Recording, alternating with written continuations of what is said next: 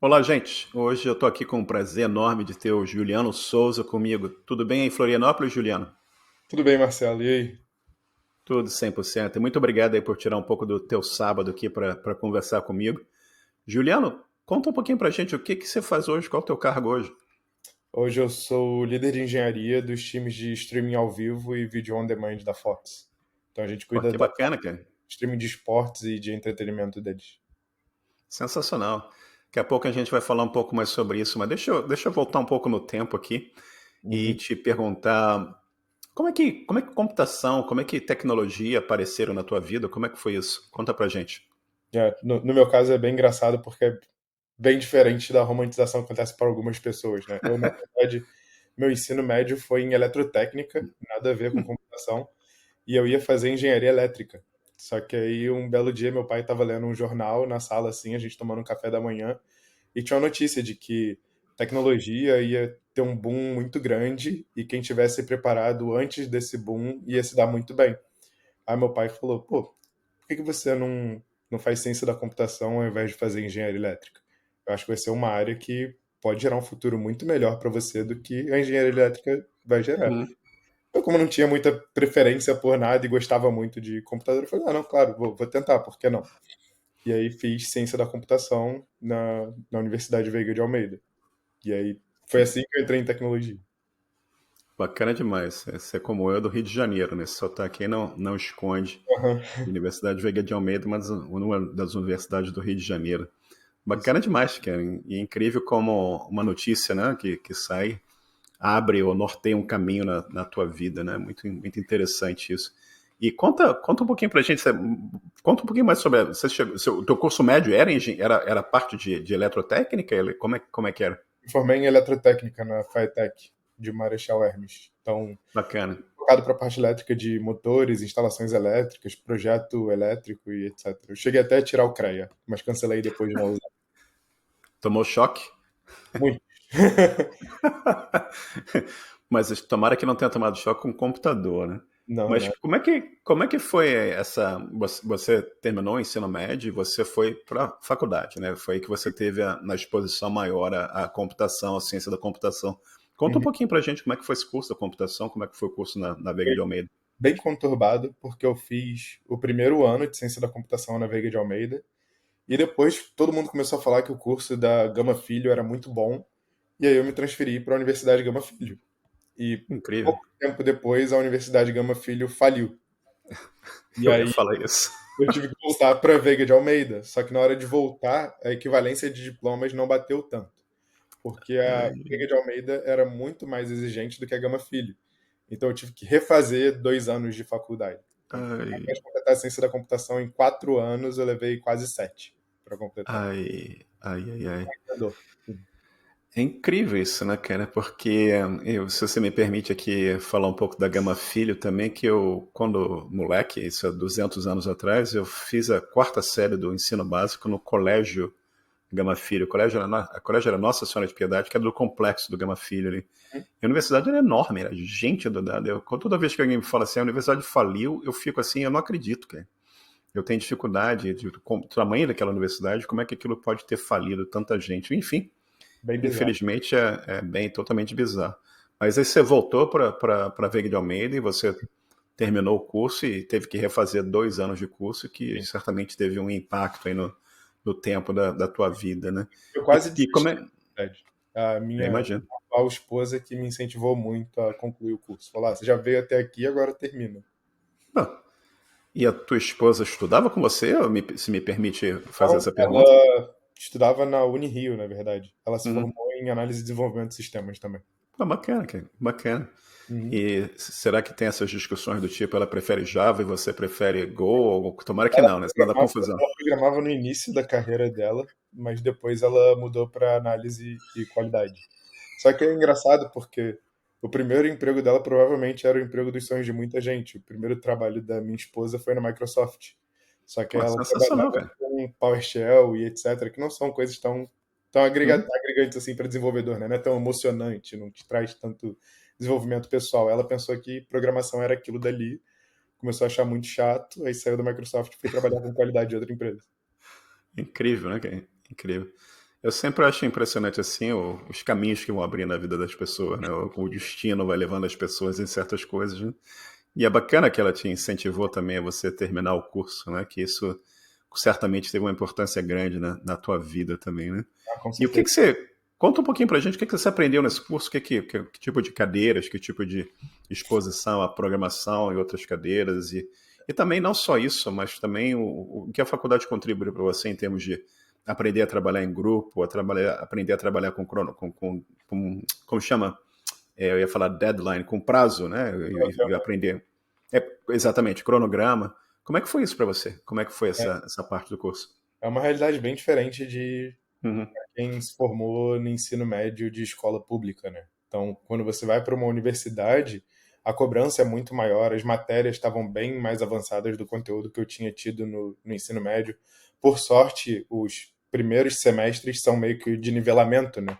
Por exemplo, você certo, tem álgebra linear e matemática um, 2, e elas só servem para linear, para nivelar o conhecimento de todo mundo naquelas perfeito. disciplinas, para aí sim começar a escalar. Então, no início foi bem puxado para mim, porque as disciplinas estavam num nível que eu não estava tão habituado, mas Uhum, depois, nossa, assim, foi essencial para o meu desenvolvimento analítico, para como eu desenvolvo projetos hoje, para como eu penso. Acho que se não fosse a universidade, meu nível de abstração e de construção de coisas não seria o mesmo. bacana demais. Muito legal.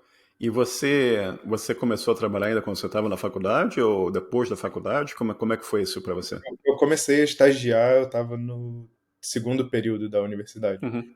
Aí eu comecei a estagiar numa fábrica de software mesmo, em Uau. empresa de informática que existe até hoje. Uhum. E aí fazia projetos para Fundação Roberto Marinho, para Bacana, cara. como um todo, e para Petrobras, Bradesco, vários projetos Uhum. diferentes, né? Eles têm muitos clientes. Então foi um aprendizado muito legal para mim nesse primeiro emprego, porque eu entrei como estagiário, só que existia uma demanda muito grande para desenvolvedores SharePoint e ninguém sabia o que que era aquilo. Certo. E aí a empresa meio que propôs: se a gente te der material para você estudar isso, você tira a certificação. Se você fizer isso, a gente te promove e a empresa vai conseguir fechar um contrato. Eu falei, ok, ninguém quer fazer, eu faço. Eu peguei um livro, comecei a estudar SharePoint, tirei a certificação da Microsoft de SharePoint e eles conseguiram fechar um contrato com a Petrobras por causa disso. E eu fui promovido. Bacana, cara. Bacana. E isso, eles te efetivaram? Você era estagiário e foi efetivado como desenvolvedor SharePoint? Isso. Bacana demais, cara. Muito legal isso. Muito bacana. E você trabalhando com empresas como Petrobras e outras empresas e um projeto, pô, super, super legal. E Uhum. como é que a coisa evoluiu daí para frente? Você estava nessa empresa e como é que Aí foi que a carreira evoluiu? dali evoluiu muito rápido em termos de progressão de cargos e salários, né? Eu fui de estagiário Uhum, para júnior em 6 meses, pouco, quase chegando em um ano. Desculpa. uhum.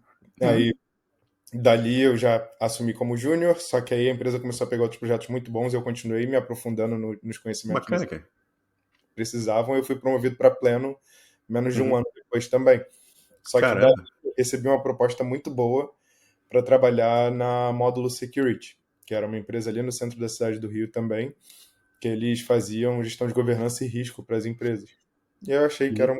era uma outra área legal que eu não conhecia, então eu aceitei essa proposta para ir trabalhar com eles depois. E como é que foi o trabalho que você foi desenvolver para essa empresa? Como era o nome? Módulo Security? Módulo Security. Aham. Existe até Uhum. hoje também. E o que você Então, fazia lá? no início, a gente desenvolvia esse sistema de controle de gestão de riscos e ativos da empresa, né? Eles cadastravam Uhum. todos os ativos que eles tinham lá e o sistema gerava qual era o risco que cada um desses ativos representava dentro de uma escala para auxiliar na tomada de decisões da empresa. E só que aí essa empresa conseguiu um projeto muito grande depois, que era de montar o software que ia rodar nos centros de comando e controle das Olimpíadas do Rio de Janeiro. E aí foi um Opa. projeto bem da hora que a gente participou também, porque ele foi do zero, né? Foi Uhum. Greenfield. A gente desenvolveu o sistema todo do zero, com UI, back-end, etc. Tudo em JavaScript e C Sharp na época. Então foi um projeto bem maneiro de participar, porque para alguém que desenvolvia sistemas em SharePoint, do nada tá Uhum. vendo um mapinha com ambulâncias e unidades passando meio que no esquema simulado de como seria no dia de um dos Jogos das Olimpíadas. Foi bem, bem maneiro. Pô, vamos explorar esse tópico aqui bastante, porque Primeiro, um mega evento, né? Que as Olimpíadas no Rio de Janeiro foram um mega evento e a oportunidade do Brasil se expor para o mundo, mostrar o Rio de Janeiro para o mundo e ser o host das Olimpíadas, né, cara?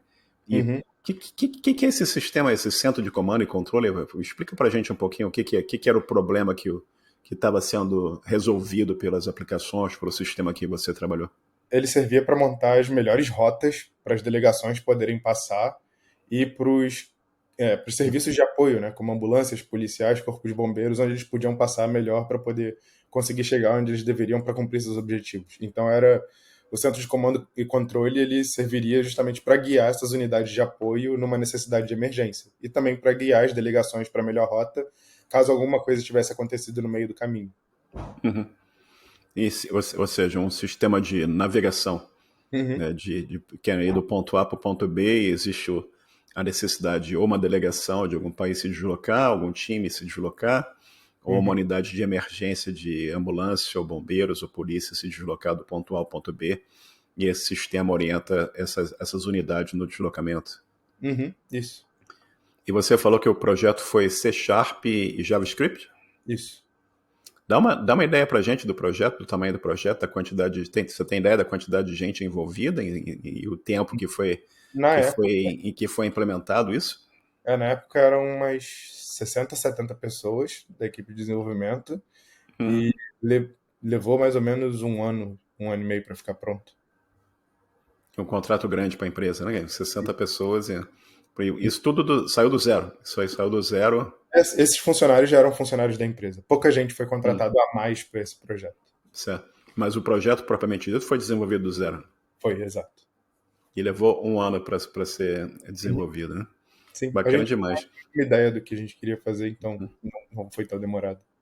Bacana demais. E vocês trabalhavam com o COI ou com o Comitê Olímpico? O que era o cliente especificamente do projeto?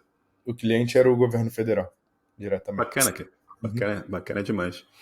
E deve ter sido assim um aprendizado enorme também, né? Você ter lidado com. Mas você saiu do SharePoint para trabalhar com C Sharp e JavaScript, ou você fazia mais a parte do C Sharp ou a parte do JavaScript? Como é que era o teu trabalho propriamente dito? C Sharp. Tinha um outro time mais dedicado ao front-end, eu trabalhava mais no back-end com C Sharp mesmo. Perfeito, Foi a perfeito, minha linguagem principal por uns 5 anos. perfeito. E como é que a vida se desenvolveu a partir daí? Você trabalhou nesse projeto e Uhum. continuou essa empresa? E como é que foi que a Logo coisa depois, evoluiu? existem situações em que as empresas vão pro buraco sem motivo nenhum. E naquele caso dali, mesmo depois desse projeto, a empresa começou a atrasar salário, começou a ficar uma Caramba. situação meio esquisita. Eu saí bem nesse limiar ali. Eu nunca Uhum. cheguei a ter meu salário atrasado, mas foi nessa empresa que eu conheci a minha atual esposa. E ela continuou Uau, depois que eu saí, e aí o salário dela foi ficando atrasado, a empresa começou a ter caramba. vários problemas, mas aí eu já tinha saído. Eu fui trabalhar para a Braspag, que era uma empresa do grupo Cielo. Uhum. Ou seja, nessa época dessa empresa, desse trabalho, você ainda estava na Vega da Meia? Sim, ainda estava, ainda não tinha me formado. Eu lembrei que você falou que foi a esposa que te incentivou a terminar o curso, né? É Eu fui incrível, né? terminar a minha faculdade pouco antes de eu sair desse outro emprego da Braspag. Uhum. Muito legal. E você saiu então dessa empresa para você ir para essa parte de pagamentos, né? Gateway de pagamentos, correto? Correto. Explica um pouquinho para a nossa audiência aqui o que é um gateway de pagamento, que tipo de problema um gateway de pagamento resolve?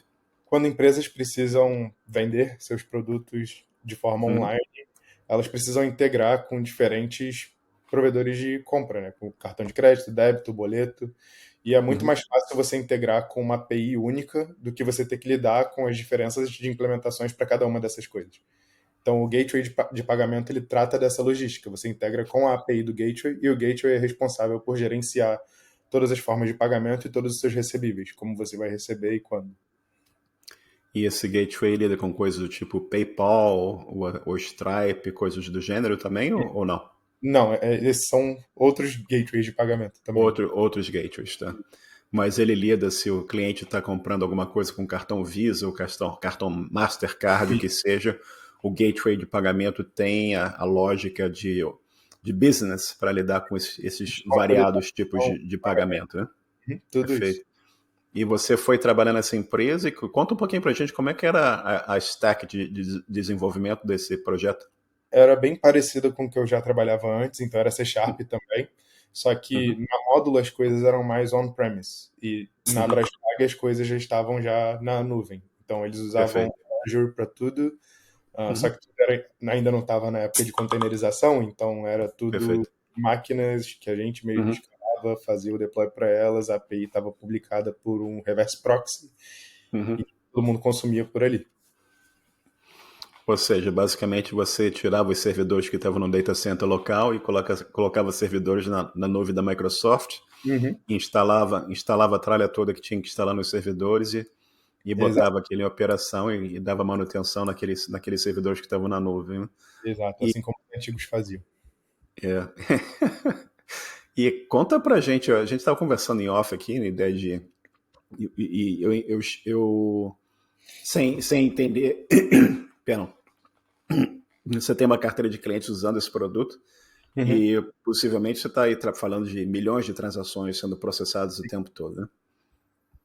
Era É. bastante coisa. No pico, assim, na Black Friday, Uhum. era chegava na parte de uns 200, 300 mil por minuto. Caramba. É incrível, né, cara? O volume de transações e como é que a coisa toda evoluiu na computação, né? É incrível isso. E você, tudo em C Sharp, que era o teu trabalho também? Isso, tudo em C Sharp lá na Braspac. Muito bacana. E o que você consideraria assim como a principal dificuldade em você criar um sistema com esse volume de transações, esse nível de complexidade? Na época, era hardware, né?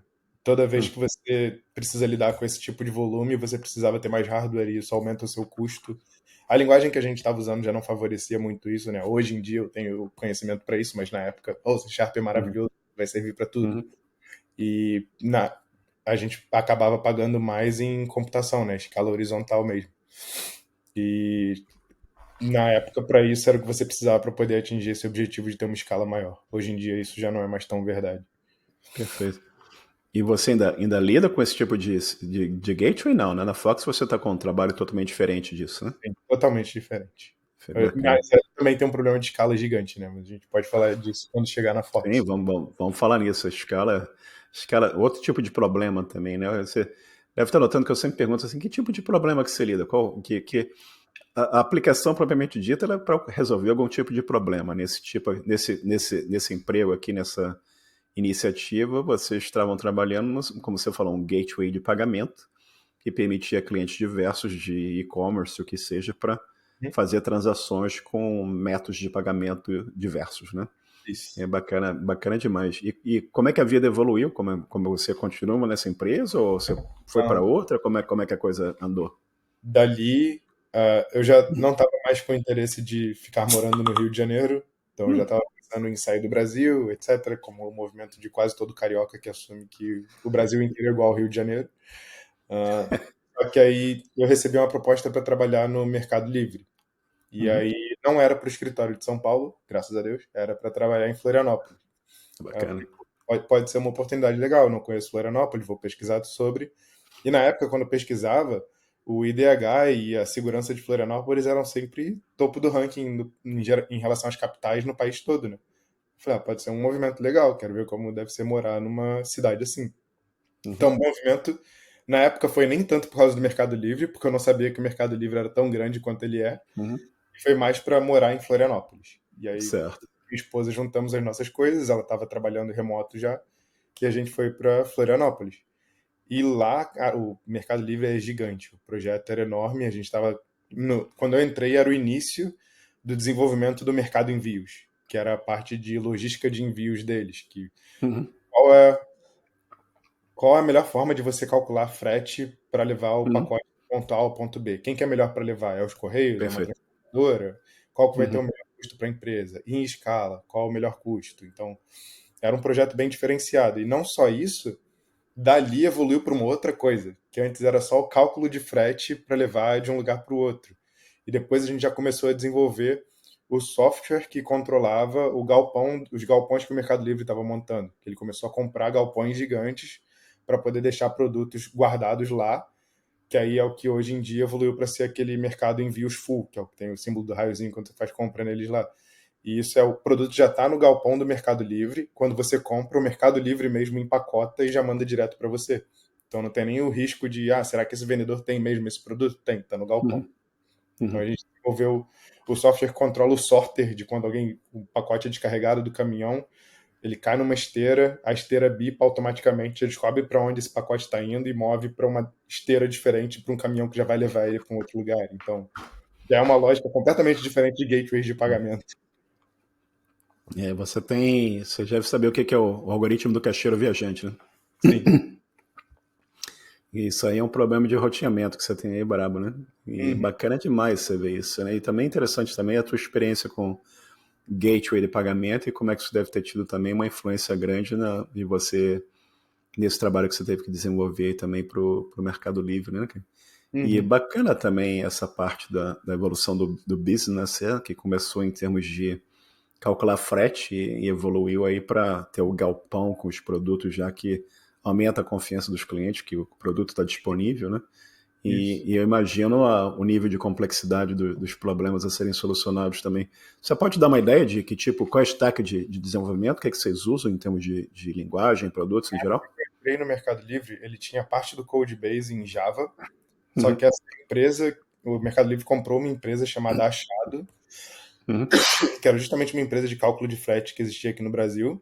Eles certo, compraram ela, só que o software dessa empresa era em C Sharp. Por isso eu entrei como desenvolvedor C Sharp da certo, Achado para o Mercado Livre. Só que aí perfeito. depois começou um boom de várias empresas migrando as suas codebases para Go. Tava Uhum, bombando. Era o início do boom do Go, que estava certo. reduzindo muito o custo de infraestrutura das empresas e era jogo para o Mercado Livre reduzir o custo da sua infraestrutura, aumentar a performance, etc. Então, a parte de cima da hierarquia de desenvolvimento do Mercado Livre decidiu que todos os novos projetos seriam em Go. Então, a gente serviu meio que de cobaia. Os projetos de C Sharp foram todos migrados para Go. E aí eu tive que Bacana. aprender Go em 3 semanas. Aí eu Go in it. fiz uma viagem para Córdoba, que era um dos escritórios do Mercado Livre. E aí tinha uma galera lá que já sabia Go, tive um treinamentozinho com eles, voltei para Florianópolis já para fazer os projetos novos com a galera. Bacana demais. E saiu do C Sharp e foi para Golang. Isso. E o Mercado Isso. Livre já trabalha na AWS, já não era mais Azure também. Uhum. E já com containers e tudo mais, né? Uhum, já tudo containerizado. O É, é. Mercado Livre usava o SS na época que eu estava trabalhando lá. Bacana. E tudo na AWS, né? Uhum. Sensacional, sensacional. E como é que a vida evoluiu nesse trabalho? Você continuou nesse trabalho aí por quanto tempo e que tipo E aí, de no desafios Mercado você viveu aí? 2 anos no total. 2 anos. A minha filha tinha acabado de nascer. A rotina do Mercado Livre estava bem caótica para alguém que acabou de ter filho, porque eu tinha que viajar Uhum, bastante. Uma vez ou outra, você vai ter que ir para São Paulo mês que vem, ficar uma semana. Você vai ter que ir para Córdoba. Então tinha muita viagem e a minha filha era recém-nascida. Eu não estava mais interessado nesse ritmo de trabalho. uhum. O Mercado Livre tinha muito on-call. Rolava às vezes de um pacote não tá passando num galpão 3 horas da manhã. Eu tava on call. Ixi, Aí eles me ligavam 3 horas da manhã do galpão do Mercado Livre para eu resolver um problema na hora para o pacote poder passar. Então não estava sendo muito saudável para mim nem é. para a família como um todo. E aí, coincidentemente, eu recebi uma mensagem no LinkedIn em inglês falando: Uhum, pô, você tem interesse num projeto de Go, uma grande empresa de streaming e tal? Aí eu só respondi com: eu não tenho interesse em me mudar. E aí eu não queria, não estava mais querendo sair do Brasil, porque Florianópolis estava uhum, sendo muito bom para mim. uhum, E aí eu achei que o contato ia encerrar ali, só que aí essa pessoa respondeu: não, mas é para trabalhar remoto ganhando em dólar, então você não precisa se mudar. Eu falei: não, uhum. então, aí eu quero. Vamos conversar, vamos conversar.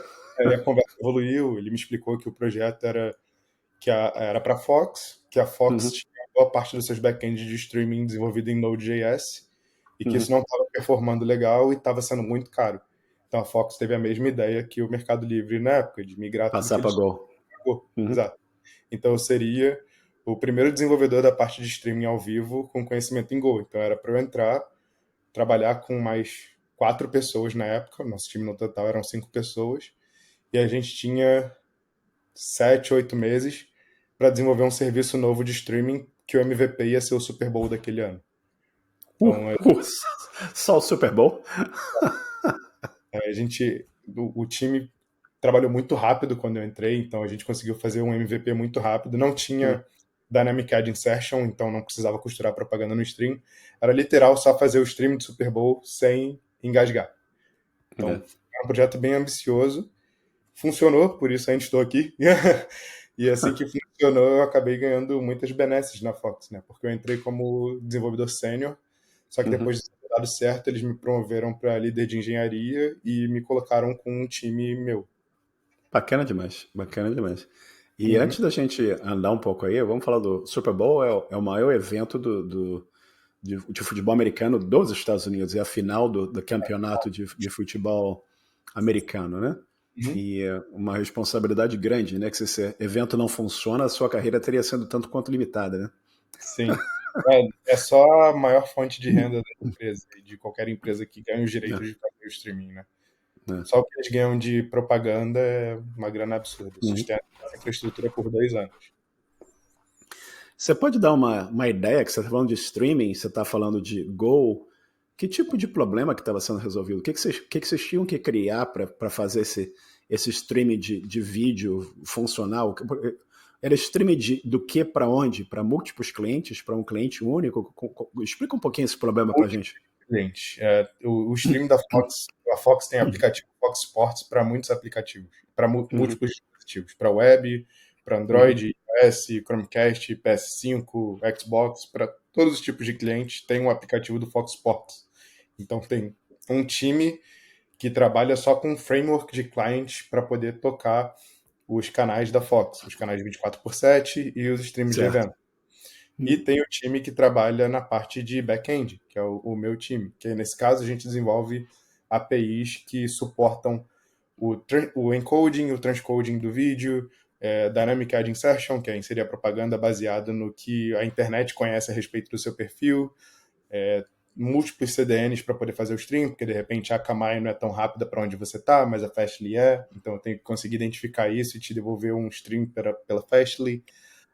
Tokenização de URL, para que você não possa simplesmente abrir o browser, copiar o URL, mandar para uma outra pessoa e ela consiga assistir o vídeo da sua conta. São múltiplos serviços e várias camadas diferentes só para conseguir fazer o stream acontecer. E tudo em microserviços? Sim, são vários microserviços diferentes. Cada um desses que eu falei é um microserviço diferente. Um para decisão, Perfeito. Um para tokenização, um para passar o vídeo, um para decidir se você tem permissão de ver aquele vídeo, baseado até na sua geolocalização.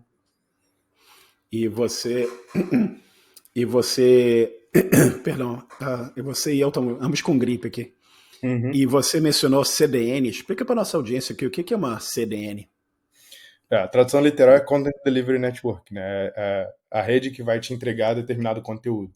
Então, os CDNs eles são responsáveis por cachear mais perto da sua localização o conteúdo para você poder receber ele de forma mais rápida. A gente pode colocar, inclusive, regras de geoblocking neles. Então, assim que você bate no CDN, eu posso colocar uma regra que, de repente, o seu CEP não é para receber aquele conteúdo, ou que é para você receber um conteúdo diferente. Você pode escrever uma VCL para o CDN para descrever regras específicas do que você quer fazer baseado em determinadas rotas. Essa rota de URL tem que ser redirecionada para esse outro caminho, enquanto essa outra rota de URL tem que receber esse outro tratamento. Então, o CDN por si só já faz bastante coisa. A ideia é reduzir a latência, né? O tempo que leva entre você, que é o cliente, que quer consumir o conteúdo, e o conteúdo tem que vir para você o mais rápido possível, principalmente o vídeo, né? E se demorar muito, vai ficar complicado, né? O jogo já terminou e você ainda está assistindo o vídeo. Mas a ideia aqui, você tem o evento acontecendo, né? Sendo filmado, o vídeo sendo produzido. Eu assumo que aquele vídeo está sendo disponibilizado em algum tipo de servidores ou uma coisa no cloud. Eles usam a AWS também, isso? Usam a AWS também, isso. O vídeo, quando ele é filmado, existe uma parte de transformação daquele feed RAW para dados que a gente consiga interpretar e a gente escolhe qual vai ser o output dele. No caso da Fox, a gente usa o HLS, que é um padrão que foi muito popularizado pela Apple, inclusive. Então a gente faz o packaging disso para HLS e com múltiplos tiers de empacotamento diferentes. Então tem o Standard Definition, o High Definition e o 4K. Então, cada um desses forma um tipo de pacote diferente. O stream, na real, ele nada mais é que uma playlist, tipo a sua Uhum. playlist do Spotify ou do Apple Music, sei lá o que quer que Uhum. cada um assista.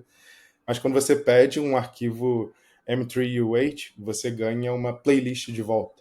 E essa playlist, ela é baseada em renderizações. Então, baseado na sua latência de rede, quanto de banda você tem de rede, o cliente escolhe a melhor renderização para você. Se você tem uma banda mais larga, ele vai te servir 4K. Uhum.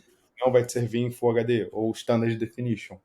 E aí, quando você pede essa segunda playlist, que é a playlist já da resolução que você quer, ele te devolve uma sequência de arquivos .ts, que nada mais são do que pequenos chunks de vídeo. E na Uhum. Fox a gente trabalha com chunks de 4 segundos para coisas normais e 2 segundos para coisas que precisam de mínimo de latência para ao vivo. Então, cada uma dessas playlists é um chunkzinho de 2 segundos. Você vai baixando 2 segundos de vídeo em 2 segundos de vídeo. Quando rola aquele rebuffering é porque não deu tempo suficiente do seu cliente achar esse chunkzinho de 2 segundos. E você tem como dar a gente uma ideia de um evento como o Super Bowl? Tem uma ideia do volume de dados que estão sendo transferidos em termos de petabyte, terabyte? De dados não, mas eu consigo te dar o volume de concorrente users. No Super Bowl de 2020, o último que eu participei, acho que foi uns 2 anos atrás, que eu Uhum. participei. A Fox só tem o direito de transmissão do Super Bowl em anos ímpares. Então, o Certo, próximo agora, no ano que vem, eu vou estar lá de novo. perfeito. Então, no último, só na parte de stream, a gente conseguiu 10 milhões de concorrent users. E só isso tudo de gente assistindo uma transmissão ao vivo, 30% era em 4K, para dar uma dimensão de dados trafegados. Caramba. Era É, bastante. um volume de dados absurdo, 10 milhões de pessoas falando. E o pior desse cenário de escala não é nem a constância. Porque se você já sabe que vão ser X pessoas, você se prepara para aquilo. O problema é o que chamam de Thundering Herd, né? Que é a manada. Então, no caso do Super Bowl, o fenômeno de manada acontece em 2 pontos. No início do jogo, todo mundo Uhum. conectado para assistir ao mesmo tempo, então as Uhum. máquinas têm que estar prontas, não tem como ter Uhum. tempo para auto-scaling, então você faz um Sim, sim. pré-warm, ela já está pronta. Uhum. E no momento do show do intervalo, que entra muita gente que não está interessada no jogo, mas quer ver o show do intervalo. Uhum. Uhum. A gente tem que estar preparado para esses cenários de Thundering Herd. É. Conta um pouquinho mais, vamos explorar esse esquema aqui que isso é computação scaling, né? Mas como você falou, não tem como fazer um auto-scaling, porque não vai dar tempo suficiente para segurar a manada, né? Se a gente pensar assim, no começo, todo mundo entrando, quer dizer, você já tem que ter um dimensionamento do tamanho da manada, Uhum. você já tem que preparar a tua frota sei lá, de nodes e containers lá na AWS, tudo preparado já, esperando a manada chegar, você hiperdimensiona, né? Você hiperdimensiona o que você vai precisar, e gradativamente, no momento que a manada entrou e começa a diminuir a manada, você vai reduzindo, fazer um downscaling, né? Você vai reduzindo aqueles containers, você vai reduzindo o teu volume de streaming, e, de uma certa forma, essa elasticidade, né, que a cloud te traz também, é uma coisa que, imagina no passado, no data center, você lembra quando você falou no começo do nosso papo aqui, que Uhum. você colocava o computador lá no Azure, montava o servidor. Imagina, vamos colocar na mão aqui, vamos na mão aqui criar, entendeu? E não Isso pra tinha. hoje já é difícil. Imagina. Exato, entendeu? Não, e o que a gente faz para poder aquecer tudo, porque não é só pré-provisionar as máquinas, né? Os Uhum, CDNs precisam ser aquecidos também. Então uhum, a gente tem que simular o que os usuários vão fazer. Então o que a gente faz é uhum, rodar um teste de carga numa escala absurda, para já é, esquentar tudo. A gente roda é, um teste de carga para o quádruplo de volume de pessoas que a gente está esperando para o Super Bowl. Então a gente sobre a escala mesmo, para garantir é. que não vai ter engasgo nenhum. Isso é bacana demais, né, cara? Eu sempre me divirto, às vezes, num grupo aparece alguém assim, pô, dá pra fazer uma aplicação pra mim do Uber aí? Mas eu acho que as pessoas, elas acham que, elas só enxergam o que tá no celular, né? Então elas não conseguem entender toda a estrutura que você tem por trás da coisa, né? Por exemplo, alguém que está assistindo um vídeo do jogo do Super Bowl, a pessoa está olhando aquilo ali e fala, o cara está mandando vídeo só para mim, né? Ela não tem a dimensão que tem milhões de pessoas em cantos diferentes do mundo assistindo aquilo ali, né? E Uhum. o que você falou, o vídeo está sendo gerado no evento, aquele vídeo está sendo distribuído para vários pontos de distribuição, vamos colocar assim, e o Uhum. consumo por 10 milhões de pessoas pelo mundo, conectados por uma rede brutal de fibra ótica e cabo submarino, o que foi, e você trabalhando em CDN, colocando, ó, o conteúdo tem que estar aqui, sei lá, no Brasil, no Japão, onde Uhum, você tiver gente, para aquele consumo ser uma coisa interessante e ser uma experiência boa para o uhum, consumidor final daquele streaming, né? sim. E E você, falando nisso, inclusive o último Super Bowl que a Fox fez a uhum, transmissão foi inclusive matéria de vários canais de fora, que foi o Super Bowl com a menor latência para o ao vivo já feito. Então, bacana todo mundo demais. vendo o quão a transmissão da Fox estava próxima da transmissão ao vivo. Uhum. E qual o tamanho da equipe você, que trabalhou nisso? Tu pode dar uma dimensão para gente? Todo Da mundo tua que equipe trabalha. de software? Na minha equipe diretamente são 20 Uhum. pessoas. 20 Agora, pessoas. no total da parte de engenharia de vídeo, player frameworks e etc., são umas 400 pessoas. Bacana demais, cara. Bacana demais. E você hoje você está liderando um time da engenharia, correto? Isso. E como é que é o teu desafio do dia a dia? Como é que é o Varia. teu dia a dia de trabalho? Varia, porque é o que eu falo. Se todo mundo bater as botas agora, a Fox vai continuar ganhando dinheiro. Porque tá tudo. Os canais estão funcionando, os vídeos estão passando, então vai tudo continuar bem. O que Certo. acontece é que a gente desenvolve formas de ser mais eficiente ou de ganhar mais Aham. dinheiro. Uhum. Aí o meu desafio atual é costurar as propagandas no stream de forma manual, sem usar o serviço de terceiro. Então eu tenho que identificar o seu perfil de usuário, pegar Uhum. aquela playlist de .ts que eu te falei, fazer transcoding de um MP4 de uma propaganda do seu gosto. Você gosta de Coca-Cola, então eu tenho que te dar uma propaganda de Coca-Cola. Faço o transcoding daquele MP4 para outros .ts e coloco ele no arquivo de texto, no mesmo arquivo de texto que eu estava te devolvendo. Então agora você ganhou um arquivo de texto modificado com uma propaganda dentro dele. Aí, mas para que isso? Porque assim você não consegue usar um adblocker. A sua Uhum. experiência vai ser a mesma experiência da televisão, porque a propaganda está costurada no seu stream, não é um overlay. Uhum. Pô, sensacional, cara. Sensacional.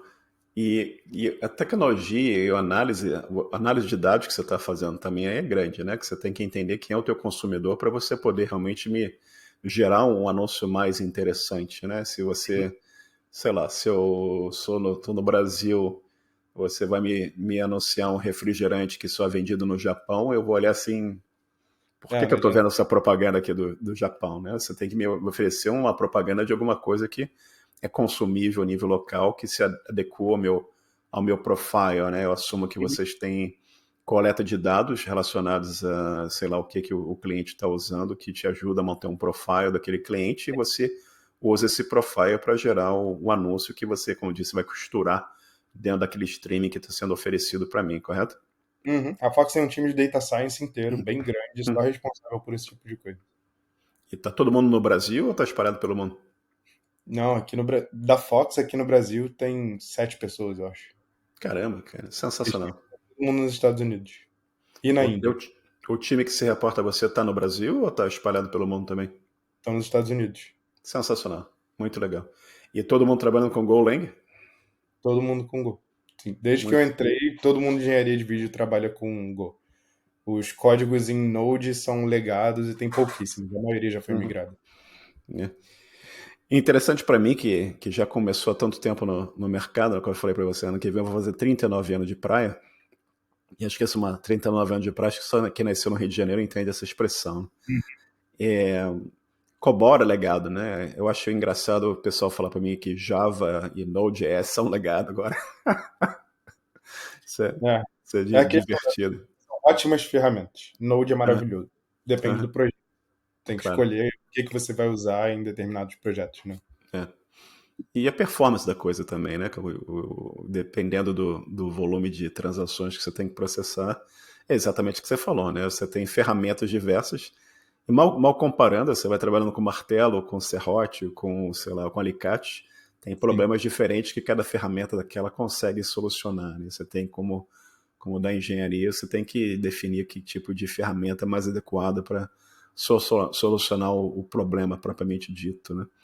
Sim. Mas e isso é a parte técnica, né? E você, como gerente desse grupo, você lida com a parte de gente também, né? Correto? Sim. É, eu sou o intermediário entre os stakeholders e a equipe de desenvolvimento.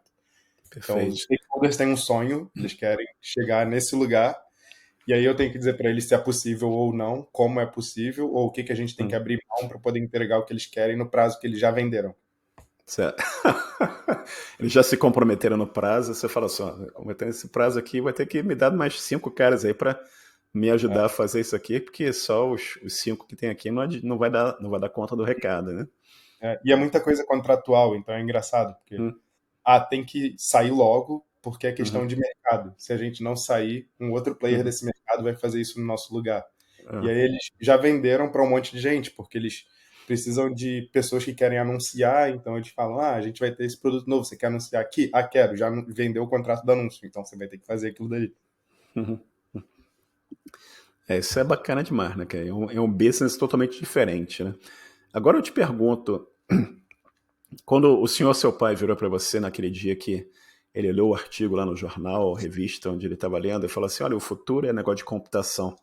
Você, naquele momento, você imaginou, você virou para seu pai e falou: papai, bacana, lá um dia eu vou trabalhar na Fox, eu vou estar trabalhando com esse negócio de vídeo aqui. Imaginou isso? Passou pela sua Não cabeça? fazia a menor ideia. Quando eu entrei na Foi. Fox, eu nem sabia como streaming de vídeo funcionava. Tive É, que aprender ali na correria. é, Então, nunca que o Juliano de é, muitos anos atrás imaginava que ia estar é. trabalhando com streaming de vídeo hoje. E é bacana isso, Juliano, porque aquele papo que a gente estava tendo antes de começar a gravar, né? Às vezes as pessoas perguntam nos grupos assim: qual o plano que eu tenho que seguir para ser em 6 meses estar empregado, ou ser bem sucedido, ganhar um salário alto?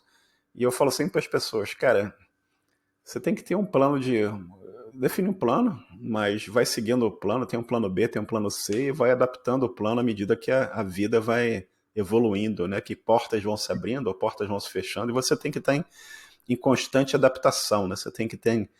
Se você olhar o que nosso papo aqui a gente está conversando, você falou para mim, você trabalhou com gateway de pagamento, você trabalhou com um sistema de roteamento de produto físico, né? Que o Mercado Livre estava fechando, você trabalhou com o sistema lá que gerenciava a armazenagem desses produtos físicos em galpões diversos, né? E fora o trabalho da faculdade propriamente dita, né? Que você começou o Uhum, curso no canto, você foi para o outro canto, e o outro canto foi para o vinagre, aí você vai e volta para o outro canto. Então olha quantas curvas que a vida vai apresentando para você, né? E o que uhum, que você vai fazendo? Você vai, chega uma curva aqui, você vai para cá, você vai outra curva para cá, e você vai se adaptando, e vem nesse interim, vem a sua esposa, aparece na sua vida e fala assim: ó, cara, não desiste de tentar mostrar isso, aí vai dar certo, mas tu tem que persistir nesse caminho aqui e terminar isso, né? uhum, É incrível. Se você faz essa reflexão de vez em quando, você para e olha assim para trás e fala: caramba, cara, essas coisas.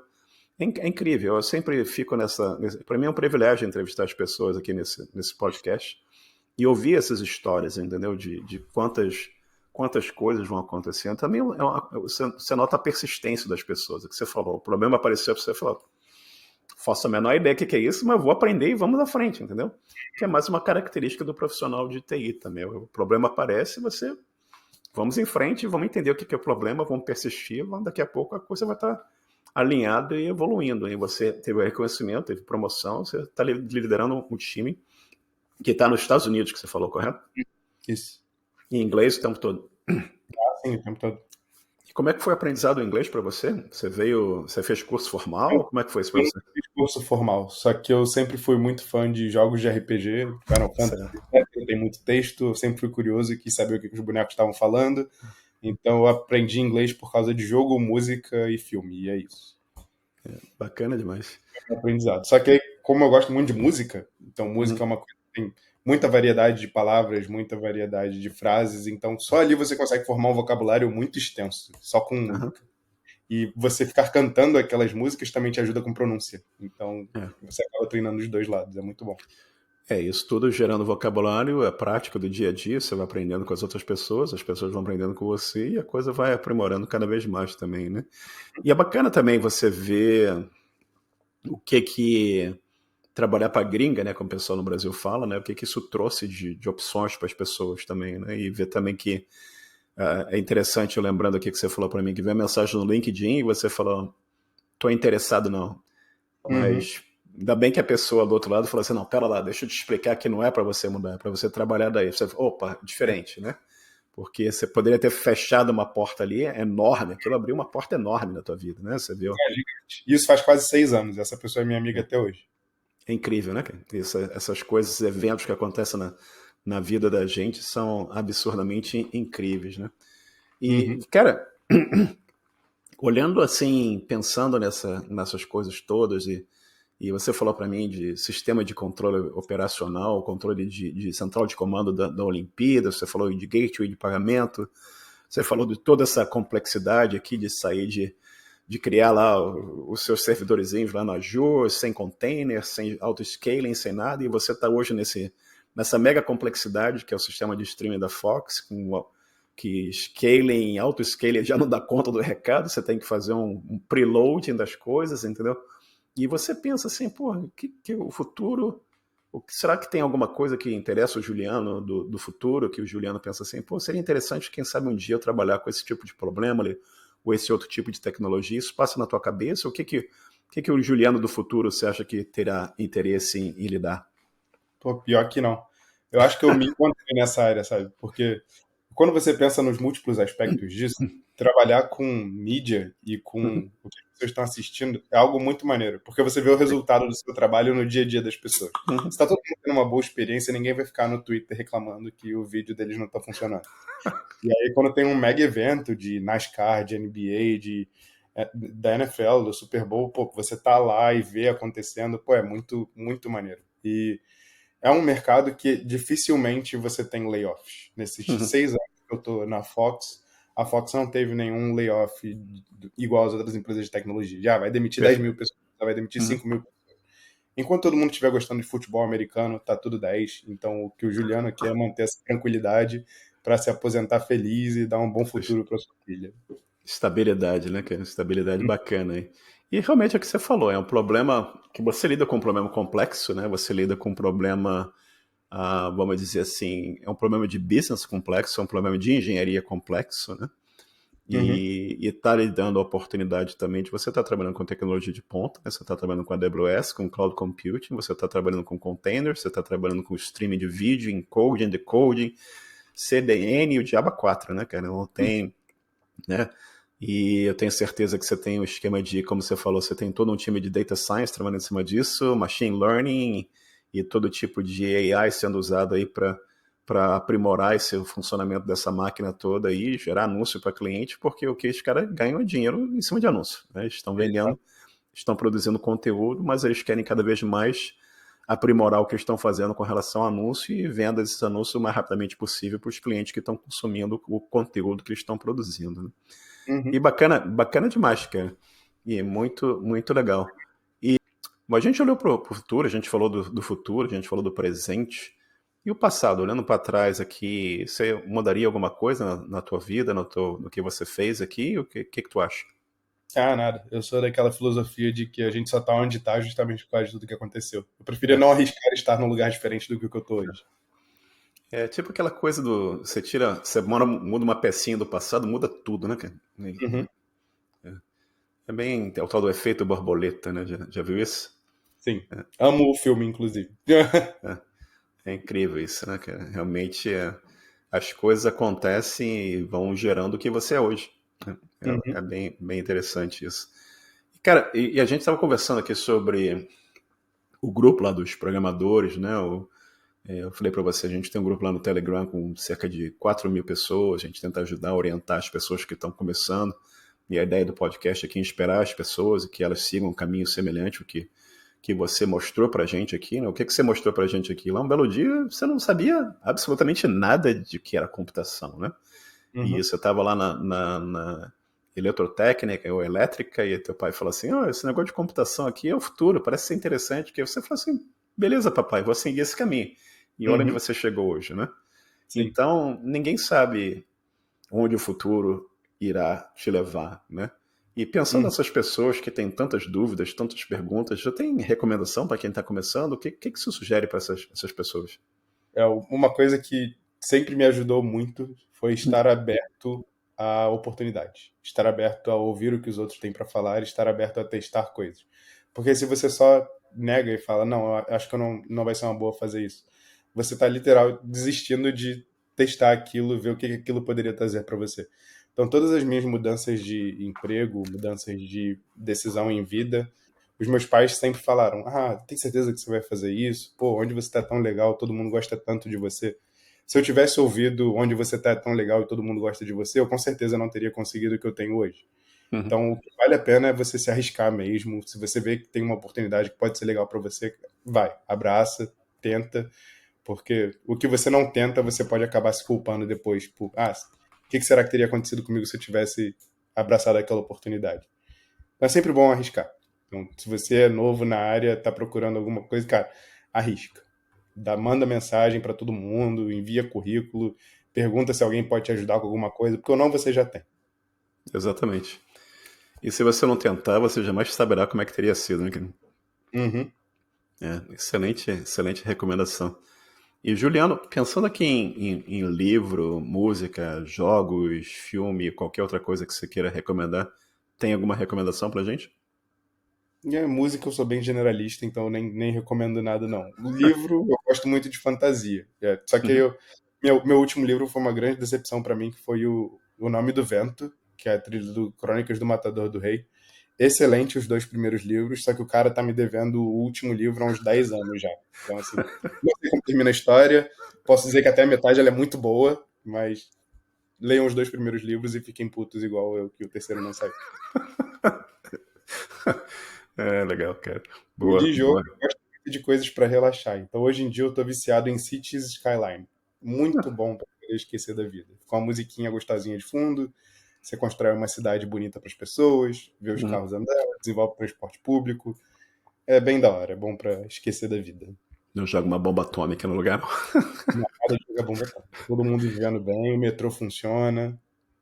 E Excelente. você joga no PC ou você joga em algum console? O que você faz? Então, eu não tenho um PC Uhum. há uns 15 anos. Bom, Desde que eu comecei a trabalhar com Mac, eu só fiquei com Mac. certo. Então eu não jogo nele, porque jogar no Mac não é... Hoje em dia tá até muito bom por causa dos M-chips, né? Baldur's Uhum. Gate roda decente no Mac M3. Uhum. Só que eu prefiro jogar em console porque eu sou preguiçoso. Então eu gosto de sentar no meu sofá, apertar o botão do PlayStation, o jogo voltar de onde ele tinha parado, jogo um pouquinho, é pra sair? Ótimo, vou lá, desligo ali e continuo outro dia. Então eu jogo no PlayStation 5 mesmo, grande Uhum. companheiro de guerra. E conta pra gente um pouco sobre o Mac. Você usa o Mac no dia a dia para desenvolvimento, trabalho? O que você faz?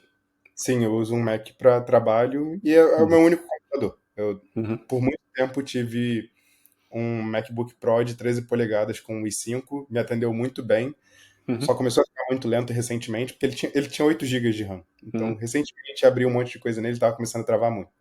E agora eu peguei um Mac Air de 15, M3. Uhum. Uhum.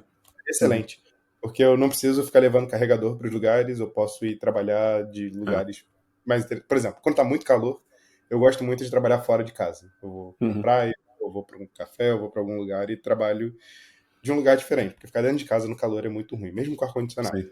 Uhum. Eu gosto de trabalhar da praia porque o dia tá bonito, então ter um computador que não precisa ficar levando carregador é excelente. Sim.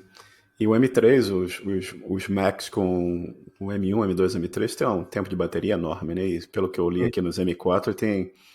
Aliás, eu tô até pensando em comprar um M4 para mim. Mas acabou de sair, né? E é um maquinão, é um maquinão. Mas Ah, eu. dura o dia inteiro tranquilo fora da bateria, É, fora do eu vi carregador. 22 horas de bateria, né? É um absurdo E também o pessoal do PC tá indo no caminho do ARM também, né? Você vê essas máquinas aí com esse Snapdragon, né? O Elite, né? Tem umas máquinas da Microsoft com essas CPUs também. E o PS5 é a tua plataforma, teu console preferido aí para jogos, né? Sim. É. Eu pago a assinatura do PlayStation lá, então tem um monte de jogo liberado lá pra jogar infinitos. Legal, cara. Bacana demais. Boas recomendações e boas dicas aqui. E Juliana, a gente tá conversando há quase uma hora aqui, você já deve estar ficando cansado de mim.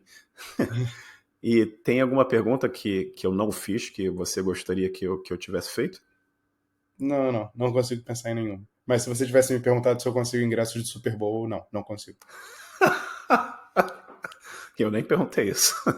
Mas você assistiu algum em pessoa ou já não? Então, eu fico no centro da Fox, no Uhum, FTC, Fox uhum, Technology Center. Então eu vejo de lá. Aí tem um monte de certo. televisão, cada uma passando um ângulo diferente, eu fico de lá com o pessoal. Mas no estádio ou fora do estádio? É fora do estádio, fica no Arizona, o Perfeito. Fox Technology Center. É muito Legal. grande, parece uma base militar, não tem nem janela. E as ruas Caramba. foram feitas de jeito que um caminhão bomba não consiga vir voado e se chocar contra o prédio. É incrível, né? O nível de complexidade, o nível de segurança que tem que ter a coisa toda, né? Porque você está falando aqui de muito dinheiro investido para fazer isso acontecer. E Sim, também, imagina, alguém tem um atentado, destrói esse negócio todo, o prejuízo financeiro da empresa, não sem mencionar o prejuízo de vidas perdidas, né? O prejuízo financeiro é absurdo, né? sim. Então, Ah, o nível de é segurança é grande. é um É incrível. escritório muito incrível, parece blindado. E quando faz o tour lá, eles explicam que o escritório consegue sobreviver por 30 dias se o mundo acabar. Eles têm água própria, fornecimento de energia própria, geradores próprios, comida lá dentro, então 30 É. dias se o mundo acabar. Como se fala no inglês aqui, é um totally different ball game, né? Um jogo totalmente diferente do que as pessoas estão habituadas a lidar, né? Realmente é um esforço de guerra, né? É um planejamento absurdo e bastante grande. E, Juliano, cara, você quer divulgar alguma informação para contato, ou rede social, LinkedIn, qualquer coisa que as pessoas possam usar para te contactar? Não, o meu LinkedIn é fácil de achar. Eu sou o único Juliano Souza que trabalha na Fox. Então, só pesquisar Juliano Souza Fox que aparece. Perfeito. Cara, muito obrigado pelo teu tempo aqui. Como eu disse, a gente está papeando há quase uma hora aqui. Para você já são quase 10 horas da noite em Florianópolis. Então, te agradeço muito. Desejo um Feliz Natal, um excelente 2025. E vamos ver o que aparece mais aqui em termos de streaming do teu trabalho aí. Muito obrigado por compartilhar a tua história, teu conhecimento conosco. Um prazer enorme conversar com você. E fica mais 2 minutos comigo aqui que a gente conversa offline um pouquinho. Obrigado a você, foi um prazer e Feliz Natal para você e para sua família também. Obrigado, um abração. Um abraço.